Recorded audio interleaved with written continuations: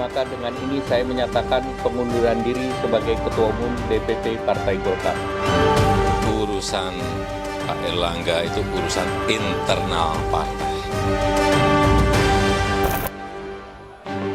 Presiden Joko Widodo angkat bicara soal tudingan cawe-cawe Partai Golkar di balik mundurnya Erlangga Hartarto sebagai Ketua Umum Partai Golkar. Presiden Jokowi membantah ikut campur urusan internal Partai Beringin. Menurut Presiden Jokowi, Erlangga mundur dari posisi Ketua Umum adalah urusan internal Partai Golkar. Urusan Pak Erlangga itu urusan internal partai.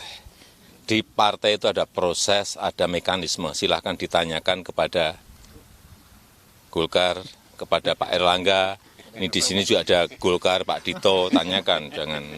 Jangan saya mencampuri internal partai. Nggak bisa. Penilaian orang ketika mengaitkan Bapak misalnya mendesak Pak Erlangga untuk keluar, ada cawe-cawe itu Golkar, Bapak bantah ya Pak ya? Bapak seperti apa? Tidak ada. Senada dilontarkan Ketua Dewan Pembina Badan Pemenangan Pemilu atau Bapilu DPP Partai Golkar Idrus Marham. Dia yakin tidak ada cawe-cawe Jokowi atau lingkaran dekatnya di istana. Tapi Idrus menyebut Golkar akan menyambut baik jika Presiden Jokowi dan Gibran Rakabuming Raka bergabung dengan Partai Golkar. Jadi Bang Idrus tidak ada cawe-cawe istana dalam proses pengunduran diri Pak Erlangga? Saya punya keyakinan tidak ada dan tidak ada alasan untuk itu. Karena Pak Jokowi butuh partai selanjutnya setelah Brexit. Oh, karena itu kan pemikiran kita. Pak Jokowi mantan presiden dan punya legacy. Mana kalau misalkan Pak Jokowi mau masuk Golkar, itu alhamdulillah dong, barokah dong. Mantan presiden 2 periode. Kemudian kalau misalkan Mas Gibran mau masuk Golkar, ya barokah lagi, alhamdulillah. Kenapa? Masalahnya karena yang jadi masalah supaya ada proses-proses, ada etika misalkan. Kalau misalkan masih di PDIP, itu selesai di sana baru ke Golkar. Jangan terkesan kita yang mengoyo-oyo. Suara tak senada dilontarkan Direktur Eksekutif Amnesty International Indonesia Usman Hamid. Dia menduga mundurnya Erlangga dari Ketua Umum Golkar ada intervensi karena dinilai tak sejalan dengan Presiden Joko Widodo. Usman curiga penggunaan penegak hukum sebagai senjata untuk membidik lawan politik. Ya, sangat kuat dugaan bahwa menjelang pilkada dan juga sepanjang pemerintahan Jokowi, hukum selalu digunakan sebagai senjata untuk melemahkan oposisi. Baik itu oposisi dari kalangan partai politik maupun dari kalangan di luar partai politik. Kasus Erlangga Hartarto hanyalah satu kasus yang terakhir di antara sekian kasus-kasus intervensi partai melalui hukum yang digunakan sebagai senjata oleh pemerintahan Jokowi. Dan saya kira ini semakin memundurkan demokrasi di Indonesia. Presiden Jokowi dan lingkaran elit Golkar memang menolak ada cawe-cawe di balik mundurnya Erlangga yang telah membawa Golkar di urutan 2 dalam pemilu 2024. Tapi yang pasti, tentu butuh angin yang sangat kencang untuk menggoyang pohon sekelas beringin. Tim Liputan Kompas TV.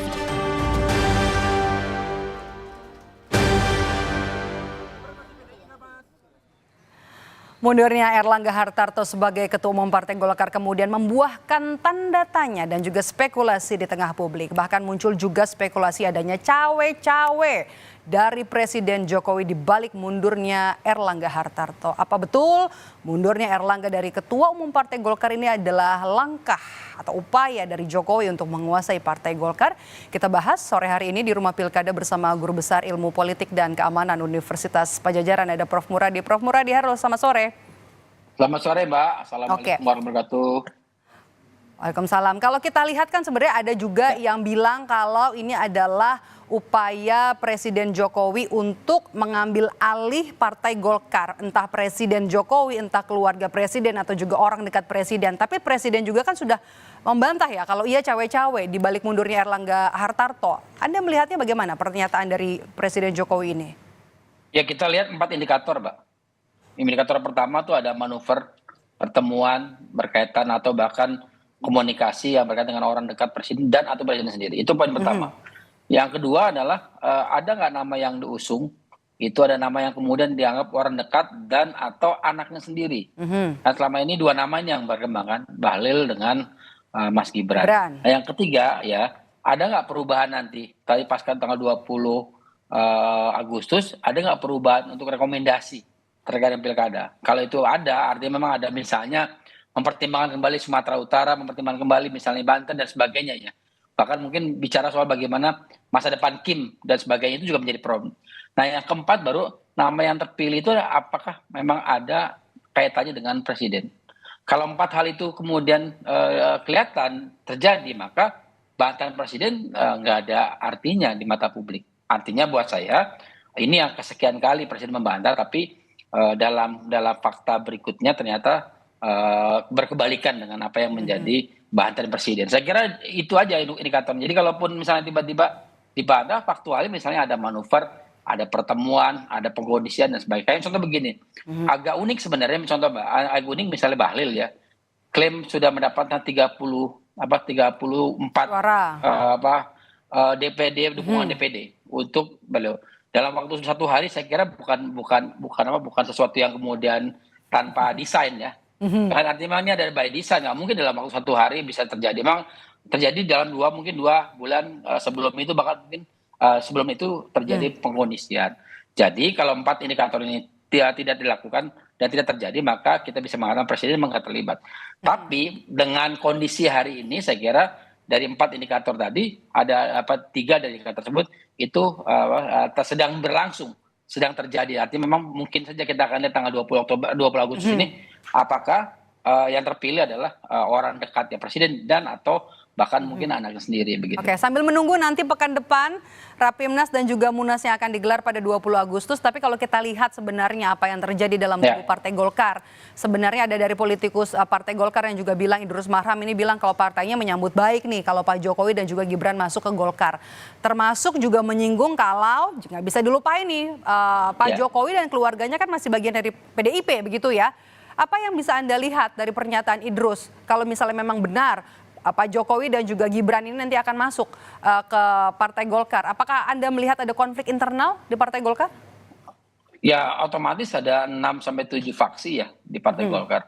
Dan saya kira ketika Pak Erlangga mundur, ada kegalauan, ada perdebatan yang agak serius, makanya kemudian terjadi rapat pimpinan 2 hari yang lalu. Jadi kalau saya melihatnya, kalau memang betul Pak Jokowi dan Mas Gibran dan atau keluarganya mau masuk Golkar, nunggu aja nanti pas Munas Desember harusnya. Harusnya ya normal saja. Tapi kan udah lewat pilkadanya nanti.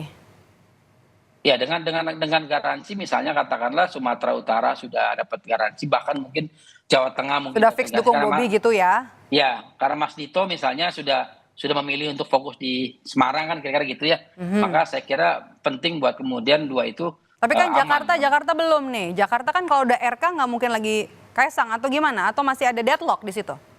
Nah di Jakarta kalau memang terjadi Pak Jokowi terlibat, katakanlah ada Mas Kaisang di situ, saya kira juga problem baru. Karena kondisinya kan berharap Mas Kaisang ini kan polanya kan ada 2. Pertama misalnya dia nomor 1, kemudian dia nomor 2-nya Kang Emil gitu. Atau nomor 1-nya Kang Emil, nanti dia jadi menteri dan sebagainya. Tapi buat saya langkah-langkah seperti itu terlalu vulgar.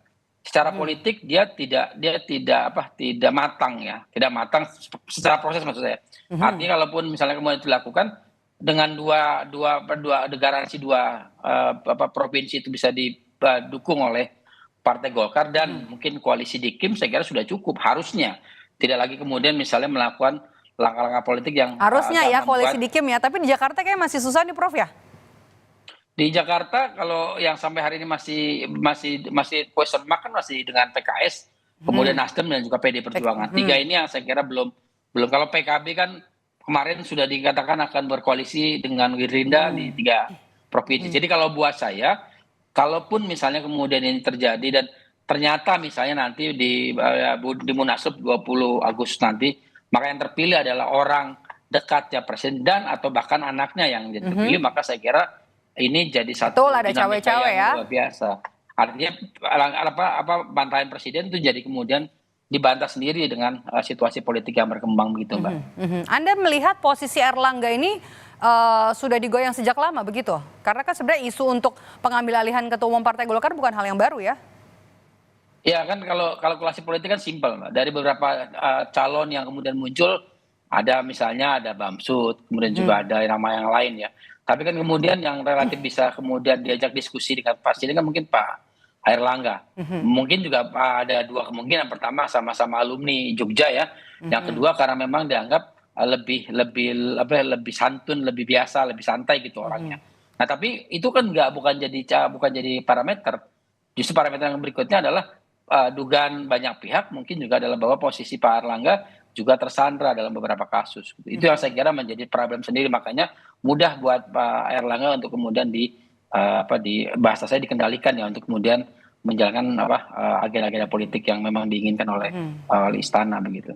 Oke, kalau kita bahas soal PLT sekarang ya, terpilihnya Agus Gumiwang Kartasasmita ini jadi PLT Ketum kemudian bisa memudahkan jalan Jokowi dan juga jalan seorang Gibran Rakabuming Raka nanti untuk bisa masuk ke dalam Partai Golkar. Anda lihat seperti itu? Kalau hanya sekedar masuk kan nggak ada masalah. Problemnya adalah itu ingin menguasai kepemimpinan di Golkar. Itu poin penting sebenarnya. Dua hal yang berbeda ini. Kalau saya kira kalau masuk saja sih nggak ada masalah.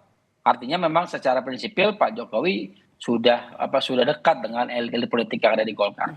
Nah problemnya beliau mungkin mau lebih.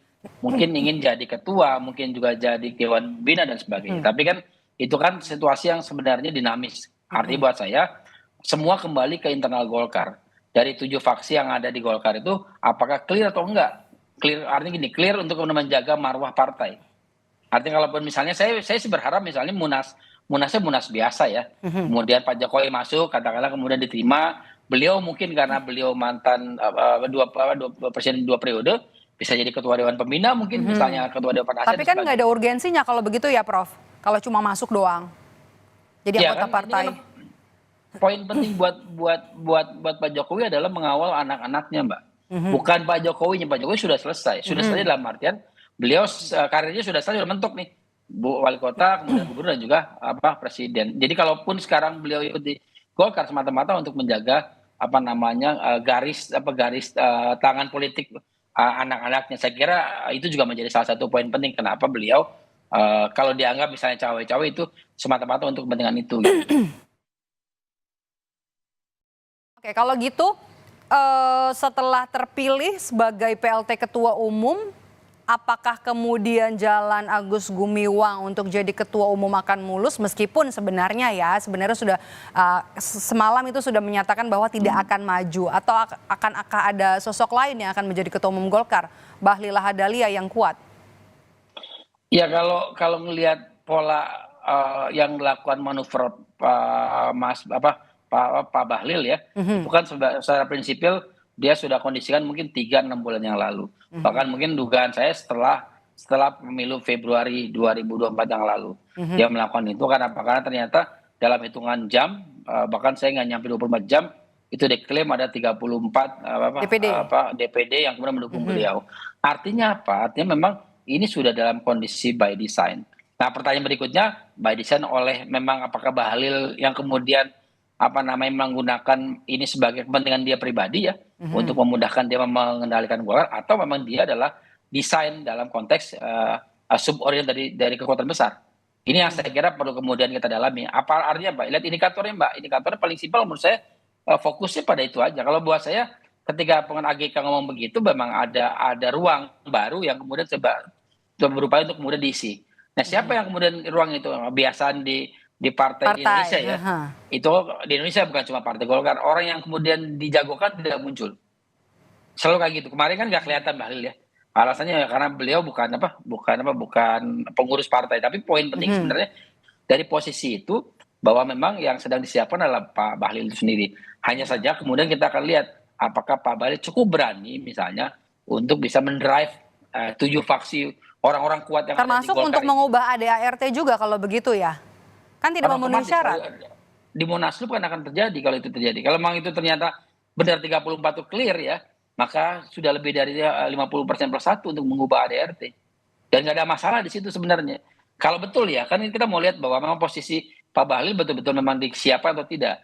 Kalau betul disiapkan, maka sebenarnya apa yang terjadi dengan perubahan ADART memungkinkan sekali, bahkan lebih dari 2/3. Artinya apa? Artinya memang jalan mulus untuk Pak Bahlil. Paling tidak itu dalam konteks klaim yang bersangkutan ya. Tapi sekali lagi di Golkar itu kan dinamis ya. Ini kan partai tengah yang kadang-kadang ngelihat dinamika sedikit dia akan bergeser. Agak lain ya, Jadinya karena saya sering kira- dua kaki di pemerintahan ya. Betul. Jadi maksud saya bisa jadi misalnya begini, saya merasa bahwa sudah aja Partai Golkar sementara oposisi untuk 2 bulan ke depan. Nanti masuk tanggal 21 sudah jadi bagian pemerintahan. Mungkin nggak? Mungkin banget gitu. Tinggal kemudian mau tidak Golkar kemudian mencoba 2 bulan itu gini loh Mbak. 2 bulan itu untuk melakukan konsultasi internal. Artinya apa? Secara prinsipil saya kira itu bukan waktu yang lama. Tapi itu cukup untuk Partai Golkar untuk mengkondisikan bahwa di 2024 nanti pasca pelantikan Pak Prabowo, daya tawar Golkar jauh lebih tinggi dibanding sekarang gitu. Kira-kira gitulah. Dibanding sekarang ya. Oke, kita tunggu nanti masih pekan depan nanti digelar Rapimnas dan juga Munas Partai Golkar. Terima kasih sudah bergabung bersama kami Guru Besar Ilmu Politik dan Keamanan Universitas Padjadjaran, Prof. Muradi. Sehat selalu, Prof. Sehat selalu, makasih Mbak. Makasih.